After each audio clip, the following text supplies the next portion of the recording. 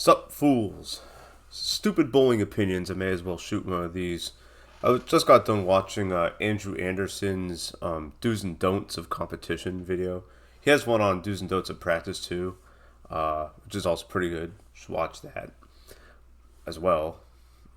But yeah, and so in Andrew's do's and don'ts, he says don't scoreboard watch when you are bowling in competition. That to me is a gray area.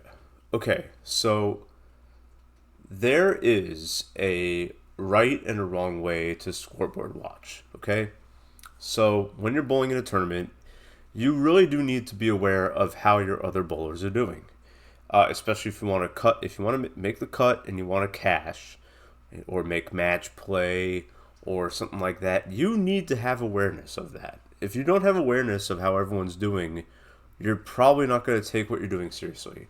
You're going to be like, oh, well, I was told by Andrew Anderson that I shouldn't scoreboard watch, or, name any other pro bowler who has a YouTube channel. There are a whole bunch now, which is awesome. And I hope to be one of them someday. Ain't going to be next year because my average ain't high enough to go into regionals again, third year in a row. So that's why this is stupid bowling opinions, because it's an opinion. It's just me. So when most bowlers scoreboard watch, they do it pretty reactively, okay? If you're bowling in league, for example, and let's say they're running a Nassau. Nassau means it's a high game pot. Whoever shoots the highest collects the winnings, and you put in however much extra. Usually it's like, if it's 3 games, it's usually like $5, and and a whole bunch of bowlers get in that, and the winner gets like 50. You know what I mean? Something like that. Or it depends who gets an eliminator, right? So that's, it cuts to the second half of the highest scores, and then the half after that, and then the half after that. Okay, that's another little side thing, right? Brackets. Who hasn't bowled brackets before, right? And so when people scoreboard watch, when bowlers scoreboard watch, they do it reactively. They say, oh man, they have someone in brackets, and they go, oh man, they shot 229 and they have 37 pins of handicap. Oh man, I better get on the horse, instead of saying, oh, they shot 229. I could beat that. I'm only 4 frames in. Only opened once. Doubled after the open. Okay, let me go out for this 250. Beat him. That's how you should be doing it. So, a good example of this in practice is, so let's say you're bowling in a regional, PBA regional, right? Or any given sweeper that is longer than, we'll say, 4 games, because 4 games is pretty much league plus 1 game. You know what I mean? But like if you're bowling 5 or more, okay, now it's a marathon, not a sprint. So let's say you are 3 games into a 9-game sweeper, okay, and you see after game 3 that the cut number is plus 25. Okay, plus 25 means 625. It's 25 pins over a 200 average in total pinfall. So let's say you're minus 31. So you have 569 across 3 games, and the minimum to cut is 625, is plus 25. So, and then game 4 is taking place, and you see a lot of bowlers striking. They're scoring. They're making good shots. Not really making good shots, but they're getting away with a lot of they're getting away with a lot of bad shots. And you say to yourself, "Wow, there are 2 things you can do there." Okay, the wrong way to scoreboard watch is to say, "Oh man, everyone's scoring really high. Everyone's now getting lots of good breaks. Man, like if I can't shoot like 250 this game, I guess it's thanks for coming It's the wrong mindset to have. What you should be saying is saying, okay, these guys are getting good breaks. I throw it better than like 75% of them. That means I'm due for a 259, 269, 279, 299, whatever it is. That's what you should be thinking. And you should say to yourself, hey, I already have 9 spare, strike, 8 spare. Okay, I'm on pace for at least a Dutch 200 if I'm looking good on the lane I struck on and I'm looking meh on the one I'm not striking on. So all I gotta do is just strike 1 or 2 more times on the lane that I'm making spares on. All of a sudden, if I keep covering my spares, it's a 230.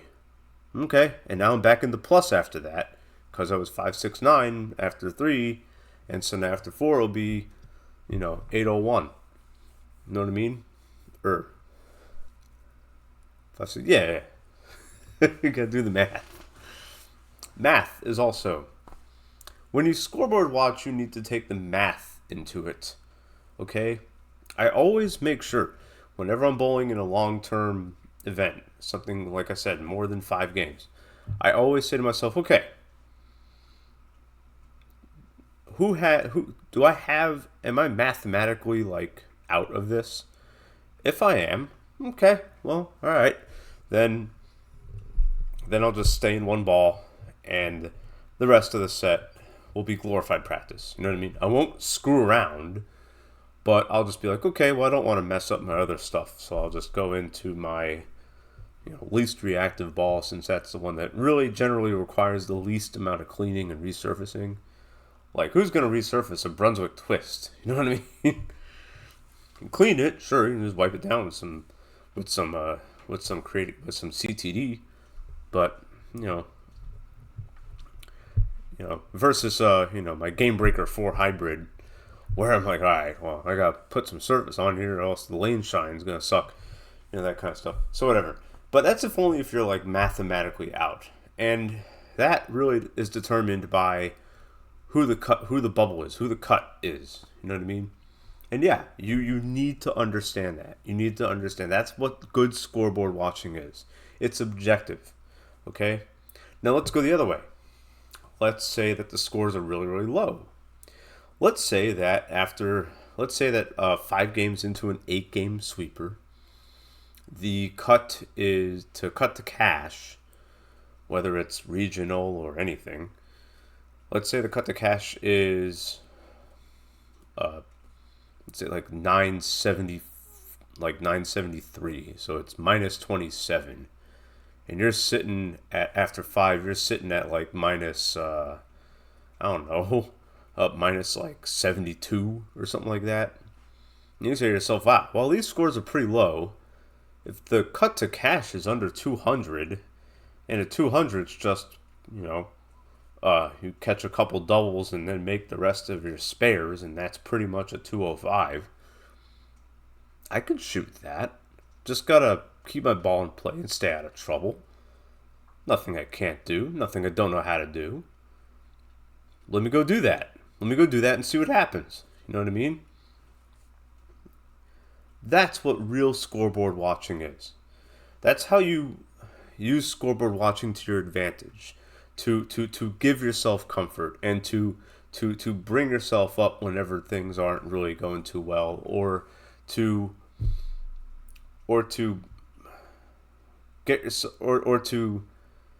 say to yourself, okay, I know I can shoot high because everyone else is shooting high. Should never be reactive. You should be scoreboard watching proactively. That is how to scoreboard watch in bowling. If you do that, you're going to probably do a lot better.